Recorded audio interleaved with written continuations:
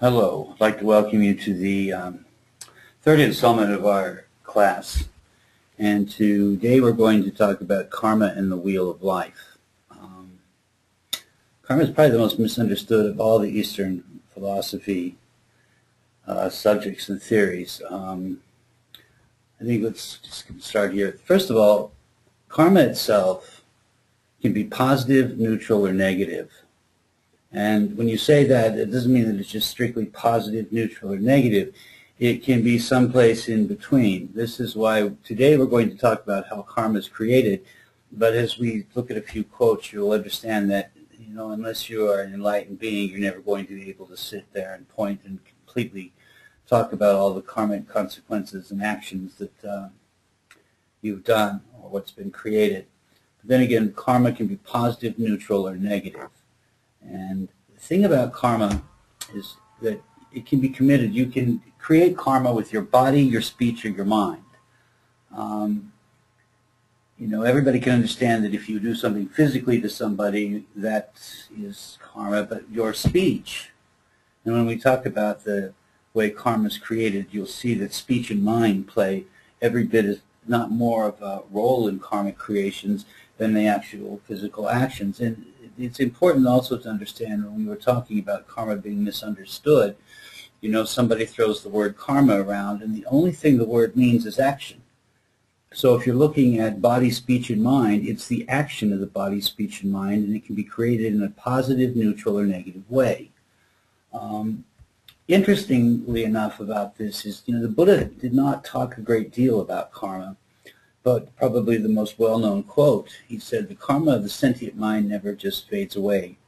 Even in hundreds of millions of years, when the causes convene and the time has come, the consequences can do nothing but flower." And today we'll be talking a little bit with the wheel of life that is pretty much in the introduction to Buddhist cosmology. And we've talked in previous classes that your lifetimes are much more than a handful. And I'm often asked, why do bad things happen to good people? And, why do, and back and forth. And the reason, somebody can be very, very wonderful, loving, kind, compassionate, and something very horrific happens to them. And in truth, the Buddha's telling you here is that you don't know when the causes are going to convene. It's going to happen, but it might not be in this lifetime.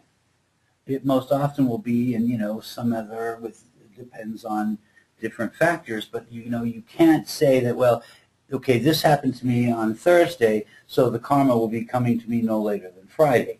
It's not the way it works. It'd be nice if it did. We could know then it'd be a day that, just don't do anything and we'll all catch up with it. But, that's not the way it works. And then the great sage, Shantideva, he said the way karma works is beyond comprehension. Only the all-knowing know it. And what Shantideva is saying is that you can't comprehend it completely. And when he says only the all-knowing know it, he's talking about enlightened beings. So unless, like I said when we started, unless you are a completely enlightened being, you're not going to ever be able to tell you exactly, specifically, if something happens to you, what were the karmic situations that made that happen, and when did it happen? But we can become a little bit, we can take charge of our karma, I think is a good way of putting that, if we understand how it's created. And karma is created in five processes or 5 steps to every karmic action. And the first is, what is your motivation? We've talked about motivation in the last 2 classes. Motivation and mindfulness are like the cornerstones in many ways of Buddhism. And I don't think motivation gets enough attention.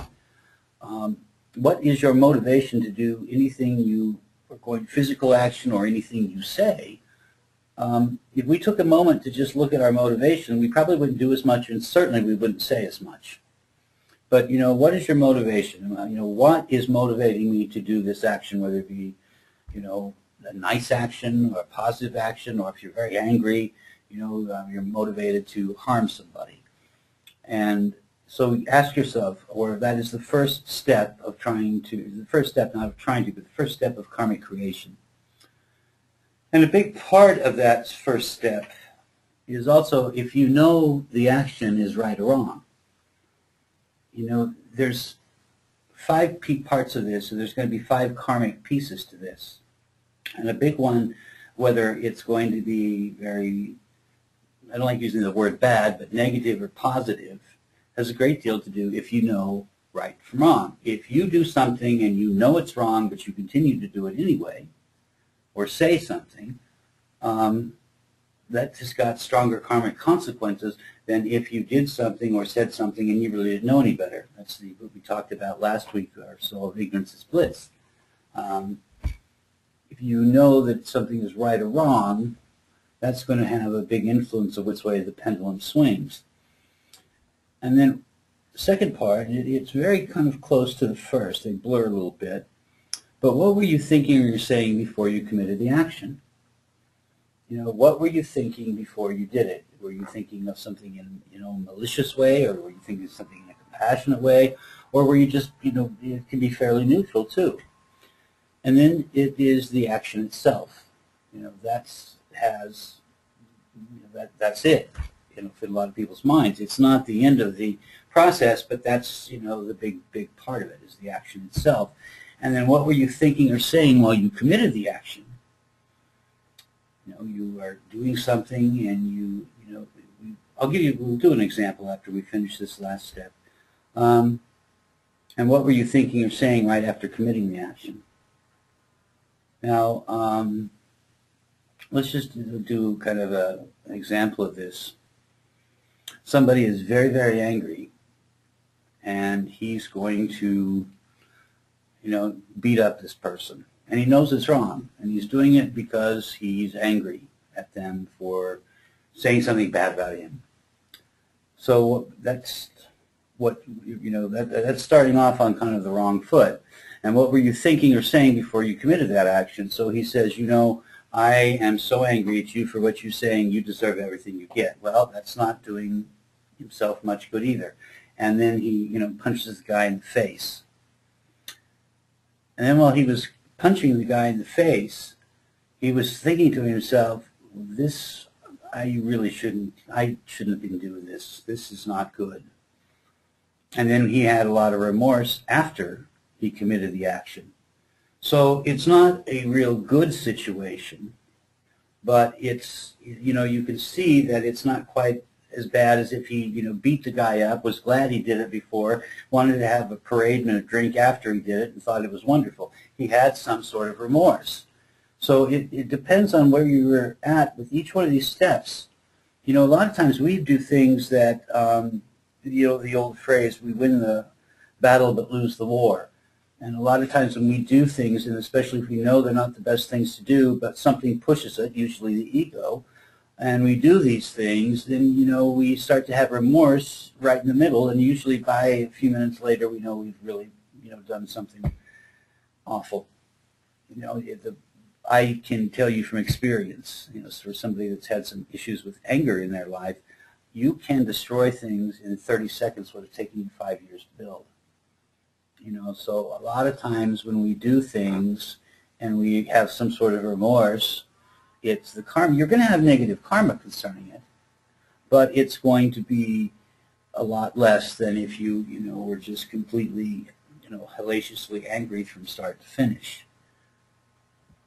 And as we kind of finish up this business about karma and how it's created, there's always the, wonderful past life issues. We were talking about an example of somebody we, were hitting. And probably the truth of the matter is, not this lifetime per se, could be, but at some point in time, they whacked you. So you feel, well, okay, it's my turn to whack them. And the problem with this is that it's just this negative karmic creation going from lifetime to lifetime to lifetime to lifetime. One of my teachers has told me many times, if you have specific, really intense situations with some person, positive or negative, there's a very good chance that this is some sort of past life condition, past life experience that's playing itself out now in this lifetime. And the key to all of this, and that's why it's highlighted up here, is forgiveness. And the wonderful thing about forgiveness, and the true forgiveness, this is something that comes from your heart, a very altruistic sense of forgiveness, is that this karmic dances. You know, you and me and me and you, and we go from lifetime to lifetime and lifetime to lifetime. And when somebody finally says, you know, I'm tired of this, I'm going to forgive this person, or I'm going to forgive myself, whichever is the most appropriate thing.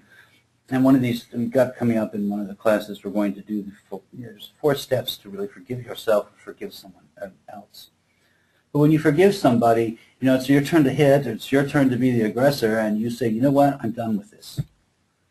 You know, I love myself, and I love that other person. I'm trying to love that other person, maybe. And, you know, this dance is getting old. Truthfully, you know, I'm kind of tired of seeing them in my lifetimes.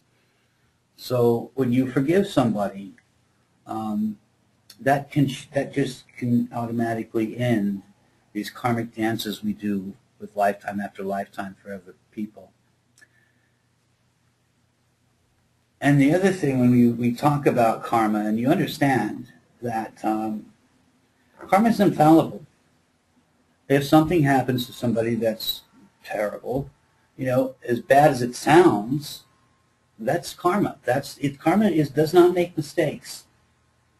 You know, and it goes back to when bad things happen to good people, you know, it's not that you say, well, okay, you know, they've had it coming. That's going to create a tremendous amount of negative karma for you.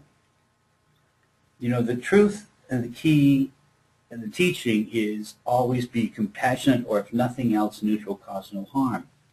And now that you understand about all these different steps and processes to a karmic situation, and you know that, you know, you're not going to ever have it completely right, you have no business judging anybody else. You need to, you know, generate compassion when you see something.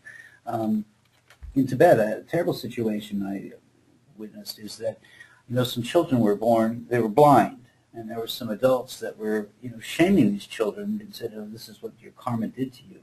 And that's not that's not the, you know, the way a practitioner handles these things.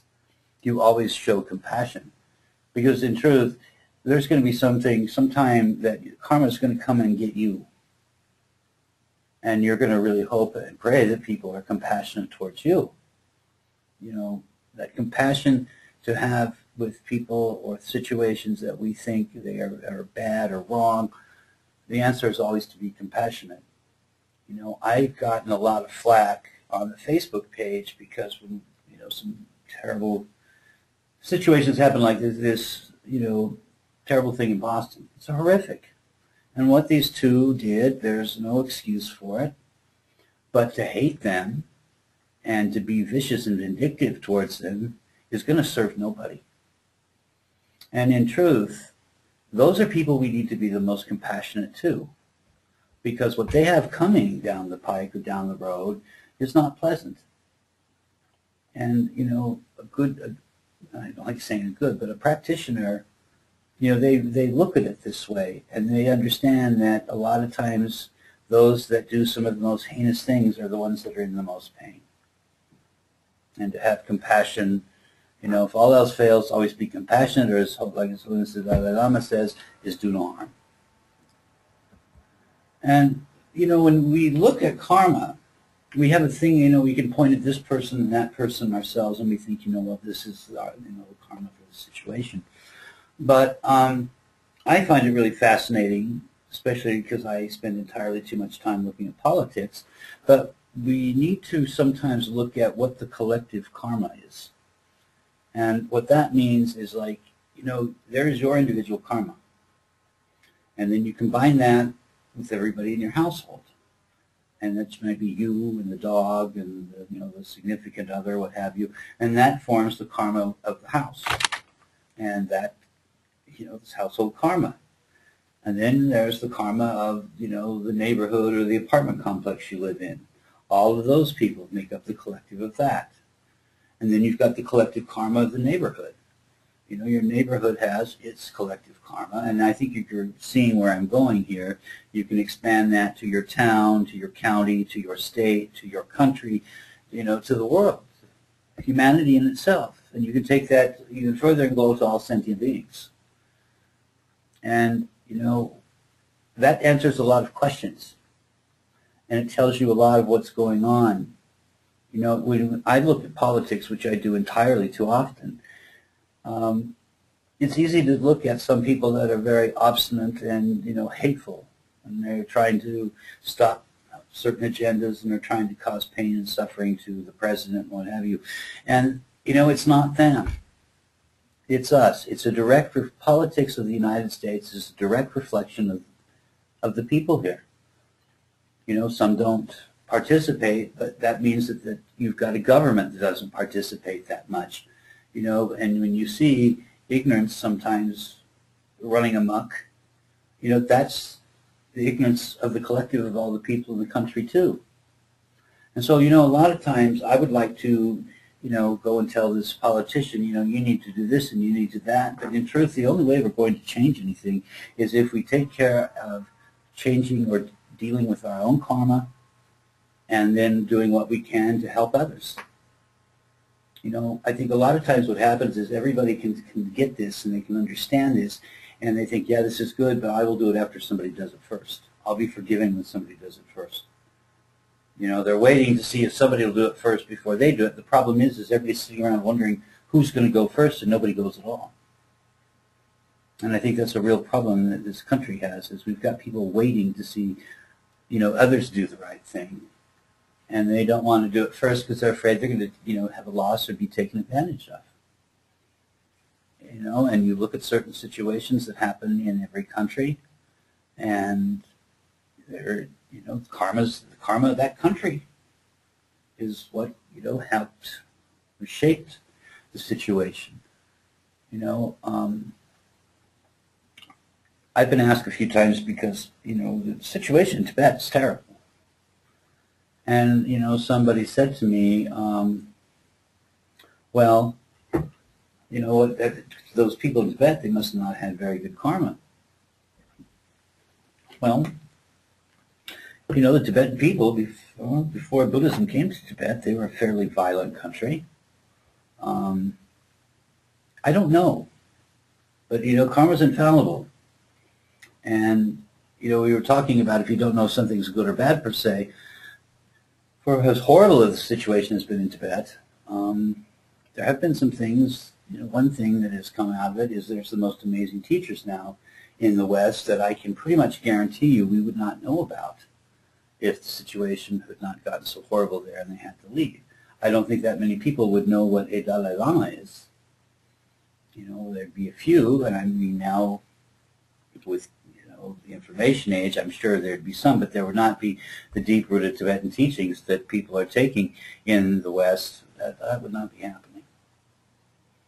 So, you know, there's an upside. When you look at certain things, there usually is some sort of upside. Through my own situations, you know, when I started to look at things in a bigger picture, and when I also understand that your emotions to situations don't stay the same. They move too. You know, they're not permanent either. And, you know, it helps to understand that your emotions can move too. And, you know, the other thing about karma, when some bad things happen, one of the things the Tibetans do that I find amazing, because I mean, the ones I know, they really do this, is they get a little bit excited when something bad happens because they realize that we've gotten rid of some sort of really bad karma. You know, we got that out of the way. And I don't necessarily think that that's something that we all can do automatically, but it does make things a little bit more palatable, per se, or you have an understanding that, you know, you have got something out of the way. I think I mentioned in the other class that a lot of times when people start to become very serious practitioners, a lot of things in life go to hell. And I'm not trying to say that to stop anybody from becoming a practitioner, but you start to have tools to deal with situations, and this karma comes up, and you're getting it out of the way. You know, maybe if you weren't a practitioner, this would have come up in a much more hideous way. I don't know. But things that do happen to us, we're not going to ever escape. You know, none of us are perfect, so we're all going to have issues with karma. And, you know, that's pretty much what we're talking about is the collective there, and that things don't stay. If you have situations that happen that are not pleasant in your life, it's going to get better. Nothing is permanent. And it's good when something bad happens, because we're all going to have it, that we maybe keep that in mind for a minute or two. And going back to what I was saying about, you don't know if something is, you don't know if something is good or not. You never know. And a good example of that is there was somebody that I was working with. And, well, you know what? We're going to hit that on another. This will be a little bit easier. And if you haven't heard by now, this is another one of the, I'm doing the class by myself routine, because the webinar company that we've been using has been having some problems. So yesterday's class didn't get cut, and I'm doing it again today, and I don't have somebody to bounce things off, so please bear with me a little bit here. Now we're going to talk about the realms, and karma is going to play a very big role in these realms. The Buddha taught that there are 3 realms of existence. There's the realm of desire, the realm of form, and the realm of non-form. And we live in what is called the realm of desire. And the Buddha wanted to create something that would be like, you could take a look at this and it would explain pretty much everything. It's kind of like when they send those things into space, they have that, the little plate that's got, human beings, and tries to tell the story of Earth, and they send that out. But the Buddha did something, fairly similar, but with much more specificity. It's called the Bhavacakra, the wheel of life. And it's a bit frightening at first if you look at it. You've got the big monster holding it all together. And it's really important when we talk about this that we look at it in the literal and the figurative. And when we talk about the human realm, you will probably understand that a little bit more. But you will still see this. The Theravada, they've got a smaller version of it they use, but you will pretty much see this in most Mahayana temples, and definitely in any Tibetan temple. This kind of tells the story. And we start with what is in the middle of the wheel of life, and we see our old friends, the 3 poisons. This is something we covered in the very first class. Some of these things I think now are going to be a little bit more clear, why we've done things in the order we've done. And 3 poisons. You've got the pig, that is representative of ignorance. You've got the bird, which is the symbol for attachment, and you've got the snake, which is the symbol for aversion. And those are the 3 things that cause us all the grief we have in life. And as we were talking about, karma, it's between positive and negative, and positive and neutral. There's a lot in between. The same thing is going between these things. There's different levels of these poisons, and they all work together. Sometimes it can be a little ignorance combined with some hate, and then a little attachment. So that, just like with karma, you don't find just one specific thing most of the time. And next to the 3 poisons, we've got the white, which is positive karma, and it shows the steps one takes as they become a more enlightened being. And then they, the very top is the evolution, your karmic evolution, that's very positive. And on the dark side is the negative, and it shows the downward spiral that we can have. And what this is basically saying is that, whichever way you're going, whether it be positive or negative, it usually is going to steamroll a little bit. So, things start going well. It's not always going to be perfect, but when you start to make that move to becoming a more enlightened, a more spiritual being, a better practitioner, or just a better person, whatever you want to look at it, you start to make movements up the karmic evolution. And these go around the 3 poisons and the karmic conditions. There are 6 realms that we can be born in, reborn in, or we might have come from one of these realms.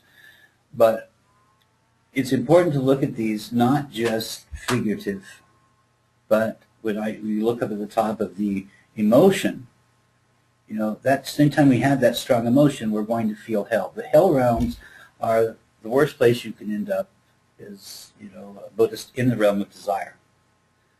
There are 18 levels of hell, and lifetimes in these realms last an incredibly long time.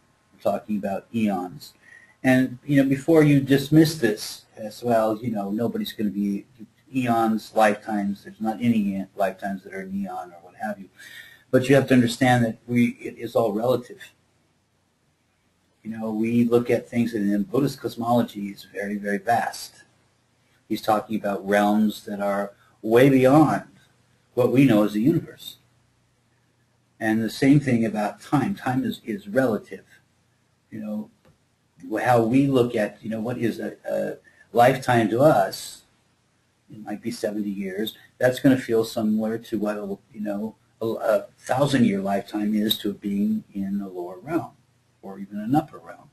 So it doesn't do much good to try to say, well, you know, I hear this is a kalpa or this is the eon. It's all relative, you know, and that's why when people say, well, you can spend eons in hell, well, it's going to be a long time, but it's, you know, I don't think we should worry so much about the time, because the most important part of this, I find, is that we understand that when we are obsessed and overwhelmed with anger, hatred, or aggression, you know, we are in literal hell. We are literally in mental hell here. You know, I think it can be very dangerous karmically if you're one of those people that really likes to get angry. There's some people that have righteous anger issues, and nothing makes them happier than to, you know, okay, I've got a right to be angry. That's really dangerous. That can be very seductive. But when you are filled with anger, hatred, and aggression, and just stop and think for a minute of some time in your life that you have been filled with anger or hatred or aggression, how did you feel right then? You know, it's not a pleasant feeling. You know, and most people, when they get caught in it, and they are so angry that they can't see a way out of it, and they can't see the danger and the harm karmically you can do when you're angry. I spent a second or two earlier on talking about how you can destroy, you know, in seconds what's taken you years to build. Anger is a very, very dangerous emotion. You know, you talk about a lot of people say, well, you need to release your anger. I think you need to sit with your anger. That works a little bit more than worrying about proper ways to express it. Sit with it. You know, and hatred in Buddhist philosophy is just a very intense form of anger. It's like anger on steroids. Now, this is in the bottom, very bottom of the top of the, let's go back just so I can show you. This up here is the upper realms, and these down here are the lower realms, and they don't go. This is the, you know, the 6th realm is the anger realm, and right next to it is the realm of the hungry ghost. This is not a very pleasant realm to be in either. This is governed by craving, greed, and attachment, and I highlighted addiction here because I don't think there's a better example of a hungry ghost than to be around it a very serious addiction, a person with serious addiction. The thing about the hungry ghost realm is that, you know, you're never satisfied. Now, first of all, the beings in the hungry ghosts they're very, you know, they've got these giant stomachs and these long necks and these little tiny mouths. And they suffer from extreme hunger and thirst. They wander constantly in search of food, only to become miserably frustrated by the time they get close to any of it, because it just moves away, and they keep going and going. And they see, you know, something that is going to soothe or comfort them, and they get to it, and it moves away. And then when they finally do get something, it's very painful for them to get it down. They have to be, go through an extreme agony to get this thing down its throat. And when you're looking at a person that's addicted, sometimes it's very difficult. Sometimes, from somebody that was a serious alcoholic, and you had to have that first drink in the morning, I know all about hurting like hell, but you had to do it. And, that's the realm of the hungry ghost. What you're taking in is going to hurt like hell, and there's nothing you can do about it because that's how deep your craving is for this. I think that greed and attachment definitely play a role, but craving, is a very, very strong indicator of the realm of the hungry ghost. They are obsessed. They think that once they've got this, and if it goes down, then they will not want any more. And the thing about it is they only crave more. They can never be satisfied. So I don't want anybody to go to that realm. It sounds just about as bad as hell. But I think the thing about it is outside of that, and not everybody has got a strong problem with addiction or a strong addiction, but when you get caught up in craving, greed, and attachment, we all crave things. And if what we got, when we got it, if that, soothed the craving, that would mean that, but impermanence says that's not going to happen. If we get caught up in craving, greed, and we want to attach to something, we just usually keep wanting more and more and more. And then, now when you go back and look at the karmic situation of a country, I think that we, karmically, our country, we went through a real problem that we're still paying for because we wanted more and more and more. We craved more and more and more. It was never enough. And some people then did some things financially that weren't really a cool thing to do because they wanted more and more and more. Everybody wanted more. Nobody wanted to be content.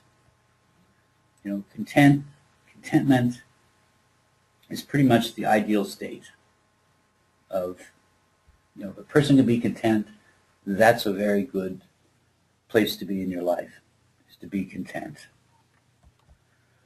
The final lower realm is the animal realm, and it's governed by ignorance, bewilderment, and delusion. This is the only other, out of the 6 realms besides the human realm, this is the only realm we can clearly see. There's some people that think that they saw hungry ghosts, and I'm one of those people, but I'm not sure because it's just out of my mind. But, pretty much these are the only 2, the animal realm and the human realm, which we're going to get to. You can see one another. And animals do have, they're wonderful, but they are basically ignorant. Animals suffered from being attacked eaten by other animals, and they live their lives in constant fear. Even if you are the biggest, and the baddest of the animals, you're not going to do too well against a gun. A great deal of them are raised to be slaughtered, and it's not very, it's not a very pleasant situation to be an animal. Think about it. You're constantly on guard because somebody bigger is going to want to come and get you, and you spend most of the day looking for food. And there is something I want to mention, I think that many of you can relate to. Animals that are pets, for the most part, I mean, I'm saying most people. There's a few extremes of people that have abused animals, but for the most part, pets have very, very interesting karma. They've got some karma that is not so good because they ended up in the animal realm, but on the same token, they find themselves in these wonderful homes with people, that treat them like children. Raise my hand here. And, life is very good. They don't have to worry about food. They don't have to worry about shelter. And, that's got to be a very interesting karmic situation. It's got to have some very good karma and some very not so good karma. But in general, it's probably the best. It is the best, not probably. It's the best of the lower realms, but it still is, not someplace anybody really wants to end up. And we start with the upper realms. We're going to go right to the big upper realm, and that's the God realm. Now, when we say gods, we're not talking necessarily that any of us are going to be a creator, but I'm pretty sure if you're listening to me here, you probably spent some time in the God realm. And it's a wonderful realm to be in. It's very long. And, the only thing you really do every now and again is you have a scuffle with beings right under you, but for the most part, you just are there. It's, somewhat like bliss. And it's governed by pride and arrogance. And, we talk about pride, a lot of times in Western culture, you're told to have pride in something. And in Buddhist culture, you're warned that pride is not a very good thing to attach yourself to. I can see kind of the middle. It works well there. You can have pride in your work and pride in the things that you help other people do. But when you have pride just in yourself and, I feel good that I can do this, the pride is really focused on the I, that's not too good. And arrogance is the other trait with this realm. And now why it seems, delightful. I'm up here in the God realm, and it doesn't mean creator. It's not like, you're God like that, but you are God. You're in this realm, and life's wonderful. The problem with this realm is that you really don't do anything. Now, when we've talked about karma, you have good karma and you have bad karma, and both of them burn. It's sometimes good to think of karma as like gasoline in a car or something. It's going to burn itself out. And the problem in the God realm is you have beings that they've got very good karma to end up there, great karma to get there, but they don't do anything. So all they're doing the whole time there is burning up all of this good karma, and they're not replacing it with anything positive or conducive, because all they do is basically play, in luxury. Luxury is not the right word, but I mean their whole lifetimes are just bliss. And when you run out of good karma, you're going to fall. And, when you look at this realm, you look at it literally, but when you talk about figuratively, all of us have seen, somebody that is a celebrity. And we treat celebrities like gods. Athletes we treat like gods, and it's a very interesting commentary about our society. That's a whole different topic, but we see what happens with a lot of these people, that the fall is very great. There was a documentary about people that won the lottery, and that's not saying that everybody that won the lottery is going to have their life go to hell in a handbasket, but there's some very, very interesting statistics about how many people have won the lottery and some of the misfortune that follows with that. We see a lot of people that we, admire, and we see the scandal, or we see them fall, and the fall is very, very, severe most of the time. Some people pick themselves up, and they do fine, they get through it, and others, like Mr. Madoff, he had everything. He was the Wizard of Wall Street. Few people thought there was something a little hinky with him, but, everybody couldn't wait to give him his money. And, now he's looking at 150 years in jail or prison. I get prison and jail mixed up. And the thing that's important, I was mentioning something earlier about a person that I worked with, and this is kind of a good place to talk about this too. Sometimes being born into what to you looks like a wonderful life to have, like we're talking about relative. Well, it's not very good for some people. There was a guy I worked with, and his parents were both very, very well known in this town. And when he was born, he never had to worry about anything financially. And that was about the only thing he didn't have to worry about. But he didn't get anything emotional. He was not brought up in a very loving environment. He was more of somebody, the family liked to just take him someplace to show him off. And needless to say, he had some problems in life. He ended up having a very, very bad addiction problem.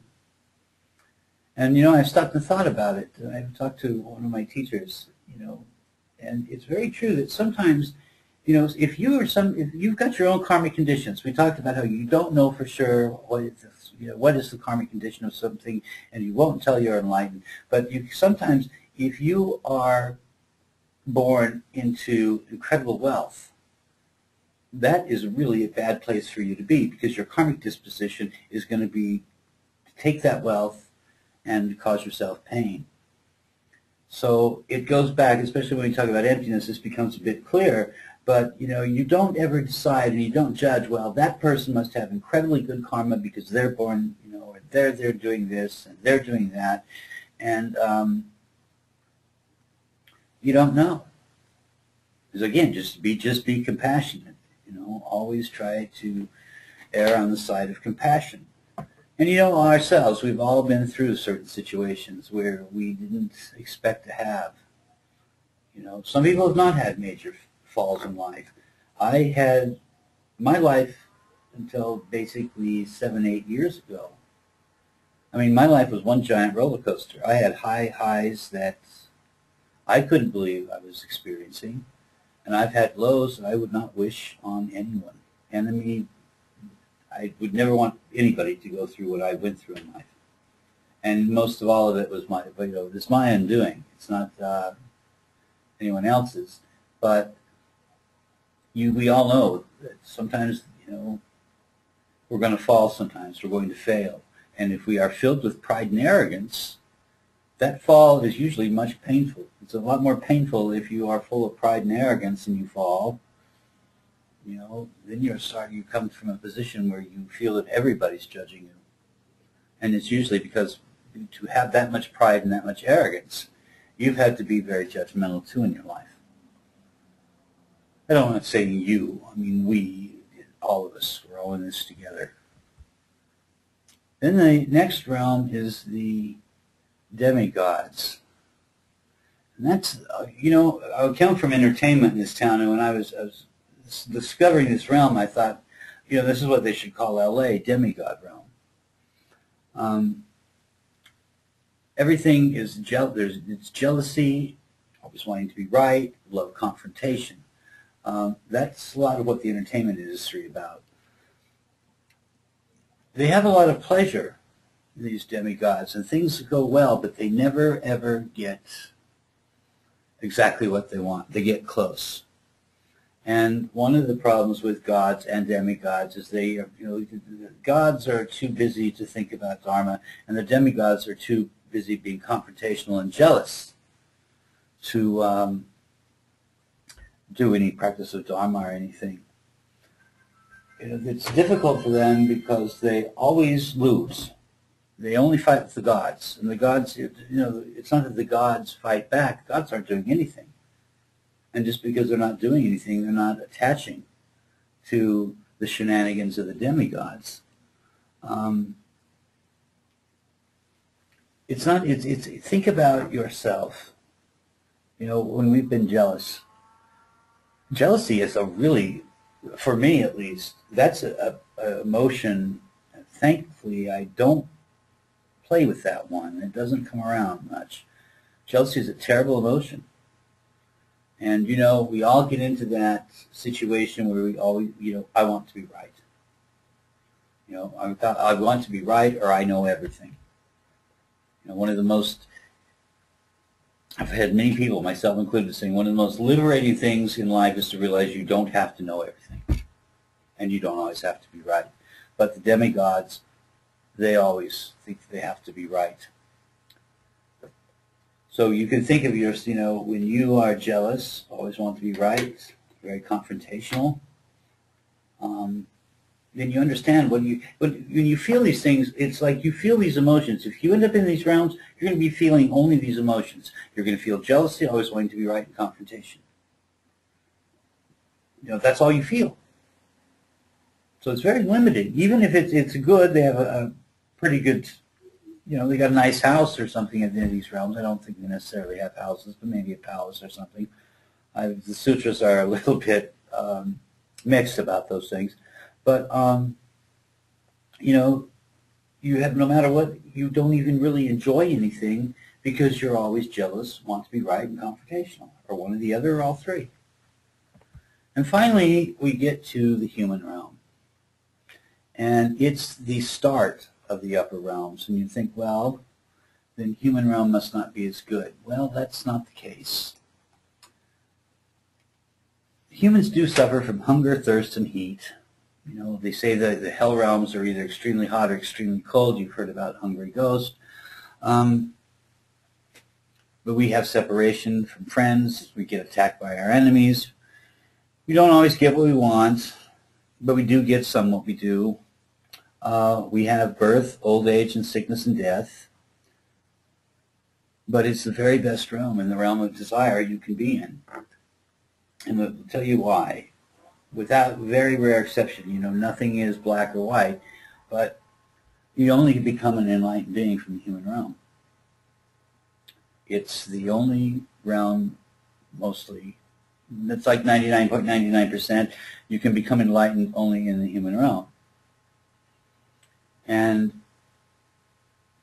that's a big thing, because you say, well, these gods are demigods. Well, that's your ego attaching to what you think is pleasant, even though you know now what is governing those. But the thing that you can really understand was the Buddha taught that his way was the middle way. That before they even called it Buddhism, it was called the middle way. It wasn't, the term Buddhism is fairly new. It was always called the middle way, because what the Buddha, we talked about when he became the Buddha, he realized he had this wonderful life, and then he just about killed himself trying to suffer, and he realized that the answer was in the middle. And, what I found for me, and I'll share with you, is if I'm stuck about a situation, I don't know what to do, or I don't know which side, or I go to the middle. That's one thing I think you can understand from Buddhism. Go to the middle, understand your motivation, be mindful, and nothing is permanent. Those are 4 things that will get you on the right path just about every time. And that's where the humans are in the upper realm, but they get to experience all the other realms in their human realm. We can talk about attachment, we can talk about pride and all these other things that govern these, but we are the ones that can feel all of these emotions. We know what they are. It's kind of like we are the beings that get a taste of what is going on in each of these others. And I mean, all of us we have gone from being angry to arrogant. You can go into 6 of these realms within one day. So we get a chance to understand these, and because of our understanding and having the ability to practice Dharma, we're the only realm that's practicing Dharma. That's why we're the only realm that in general becomes enlightened. I said one time before, and I want to clarify this, if you win the if you are listening to this, it's like you've won the lottery 3 times, and not like the lottery we talked about where, bad things happen. To be born in the human realm, obviously now, is a major accomplishment. That's something you did. You had to have some pretty damn good karma to end up in the human realm. And then if you're born into a country where you have the ability to just be around Dharma, that's an accomplishment all in itself. That's like winning lottery number 2. You're born, in most places, if you can practice Dharma, the country is fairly stable. Not entirely, but we're talking generally. And then when you do practice Dharma, that's very, very rare. Back to even just being around it. The Buddha said, anybody that sees a stupa, can become, will become enlightened. It might take a long, long time, but they'll get around to it. And one time, one of my teachers, I was really annoyed with that fat Buddha. I felt it disrespectful, and I got hell for that. My teacher said, anybody that gazes at a Buddha, they'll end up enlightened someday. And that's why I used to get a little bent out of shape when I saw restaurants that, had Buddhists and, Buddhas all over the place. And I thought, well, I wonder what would happen if you put Muhammad up there or Jesus. But the difference is Buddha said, I'm just like you. Muhammad and Jesus, they claim to and were, or, depends on how you look at these things, but, they were beyond human. That's not what Buddha said. Buddha was very clear. You can do what I can do. So in this human realm, we know what it's like, and it's also referred to in the sutras as the lifetime of 100 years. That's kind of what you should be able to expect. You do everything and you take care of yourself. You should be able to live 100 years. Not all of us are going to do that. Most of us aren't, but the closer you get, the better it is. And I think it's one thing that is interesting, and I'm going to go back to a few of these. Well, I'll just do this, then we'll go back to it. If you've noticed, in each one of these realms, there is a Buddha or a Bodhisattva, and the Bodhisattva is always, somewhat around Shinrenzing. And literally, in this figure, you have the Buddha, right, square in the middle, and that's telling you, this is, this is the best place to be. And also, you can see right there is a stupa. So it's symbolic to what we've been talking about. And let's see, we're having a little problem here. There we go. Now this is a little bit, when we start talking more about emptiness, this is going to be a little bit easier, or you'll understand why. Or that's terrible. I'm sorry, I'm rambling there. You will get a better conception of what we're talking about. The 12 links of dependent origin.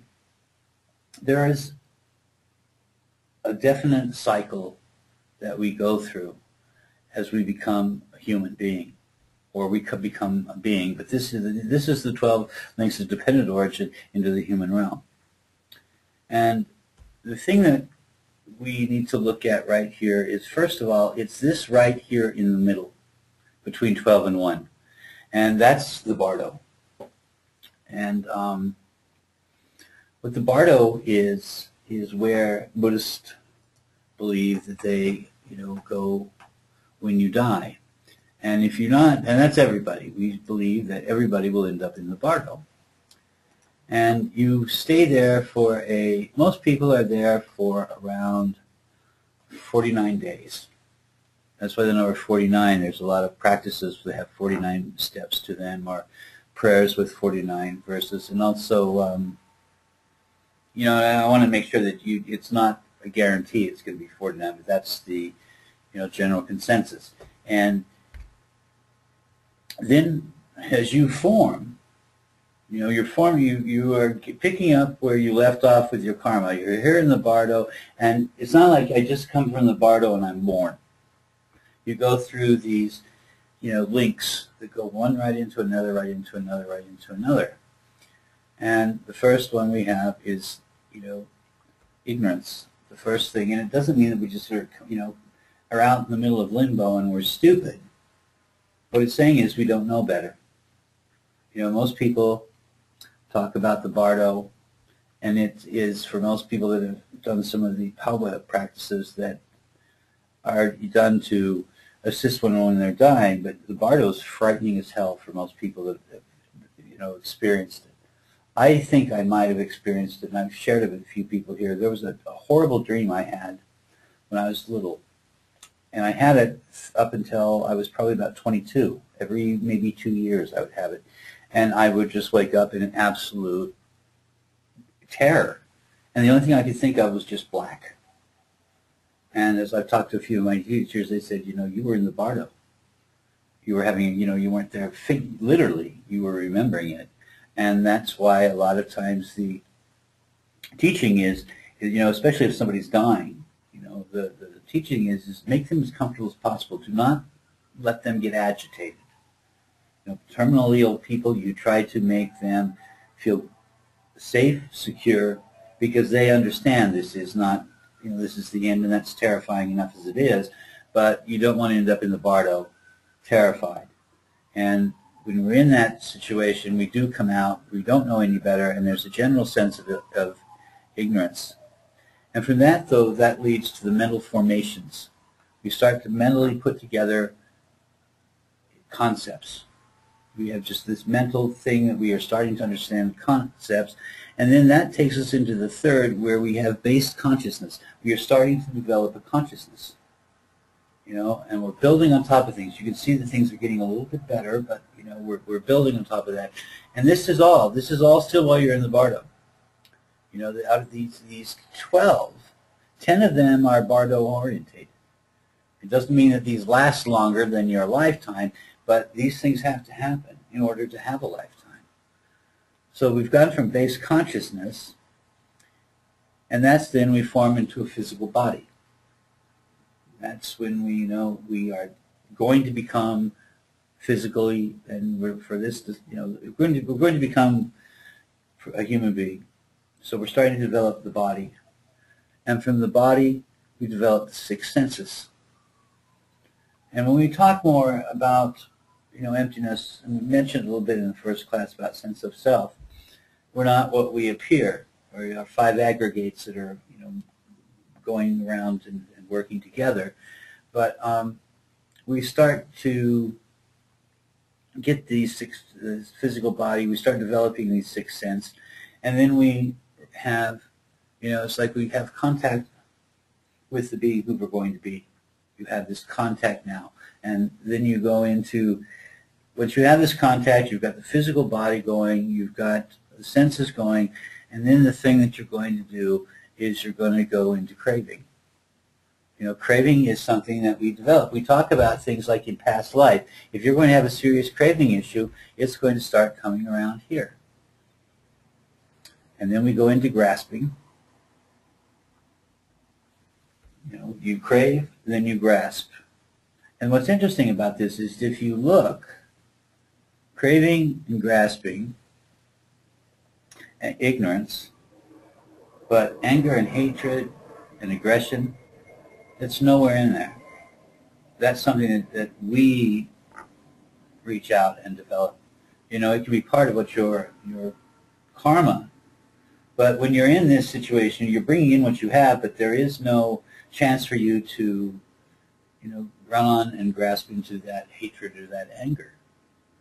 And then there is the bardo of becoming, which is 6. We should have gotten on that. Bardo of becoming. Bardo of emptiness is 1 through 6. Bardo of becoming is 6 through 10. And we go from craving to grasping to becoming. Now we've taken all of that karma. We've went through these 12 links. We're up to about number 10 now. And all of these things make up who we are. And once we have all that in motion, we're born. And that's number 11. And then the number 11 and number 12, birth to death. We have old age, sickness, and death. That's kind of the guarantee of human existence. Again, though, that's not the end.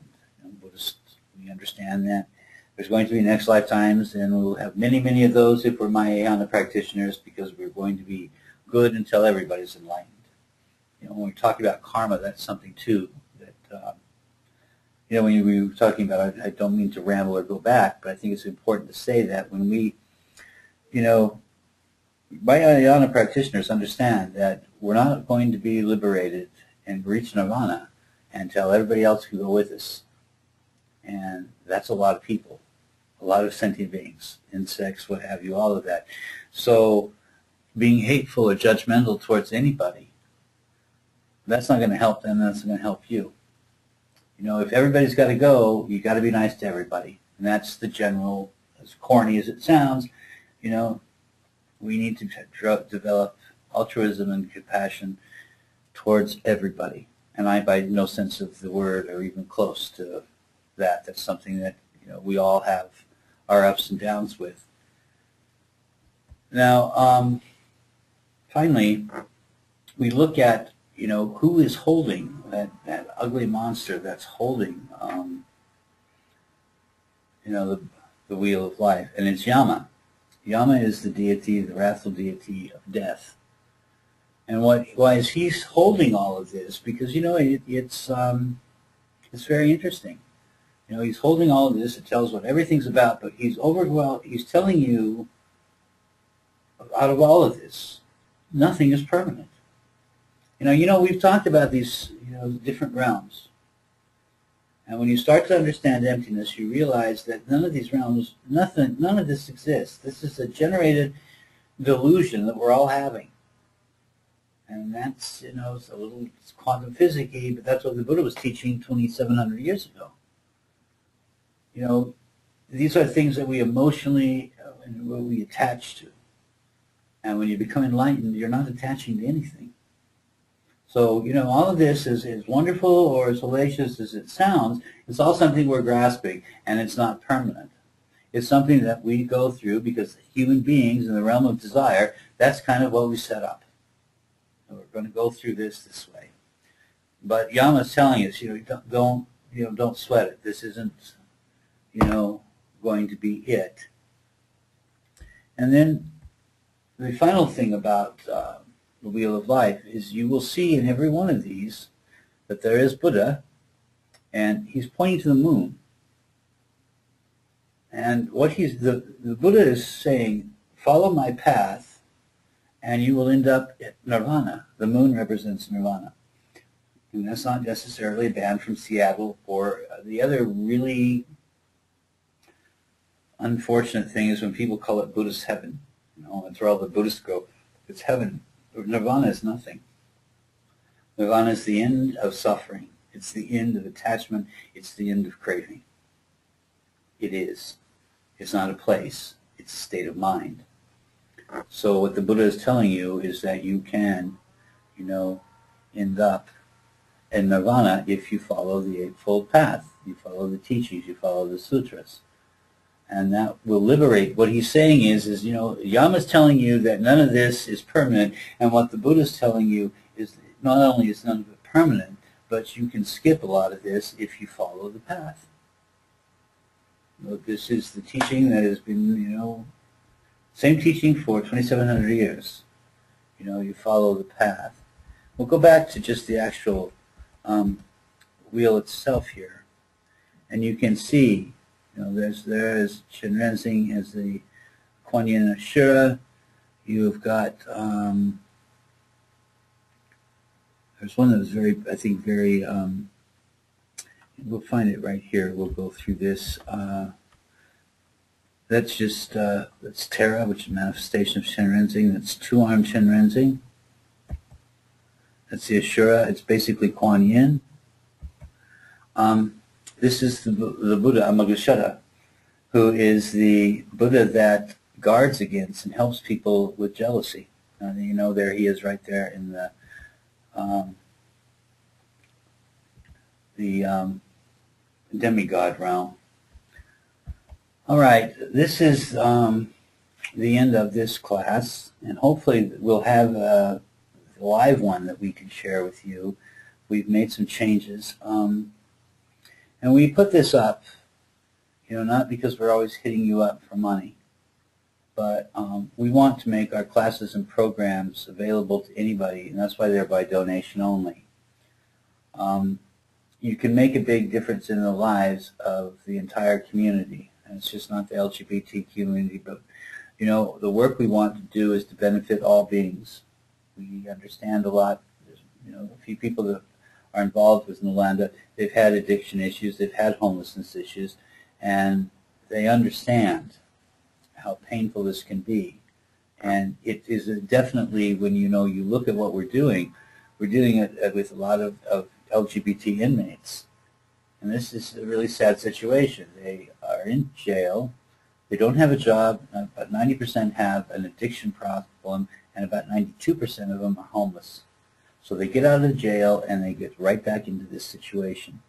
So what we're trying, that's one aspect. It's not just that we're working with LGBT inmates from jail, but that's something that we are going to spend time with and help develop certain programs that will benefit them to get them out of this cycle. And whenever you do anything, and it's not just Nalanda, whenever you help support Dharma, there's blessings. Whenever you support where you get your spiritual nourishment. And the one thing, though, that I want to stress, it's not the size of your contribution, it's where it comes from. It's better to give $1 in an altruistic way than to give $100 trying to buy your way into heaven or buy your way into nirvana. It's the opportunity for you to create something altruistic by giving a donation. And all of our donations are tax deductible, and you can, there's the address where you can find contribute. And if you wanted to send something in, just go to Nalanda, www.nalanda.org, and our address is there. And I appreciate you, following me with this rambling a bit. It's interesting to give a class to a computer screen, but it's still great to be sharing Dharma, and I appreciate you spending some time with me, and I look forward to visiting with you either in person or online. And by the way, you can go to the Nalanda webpage. If any of you have questions, my Facebook page. If you just know the Nalanda page, leave me a message on Nalanda. If you see my, friend me on Facebook, I'll friend you. And I want everybody to be able to, send in questions, or if they have a comment or something that they can, they can reach out, and we definitely will get back to them. But thank you very much, and I've enjoyed this time with you.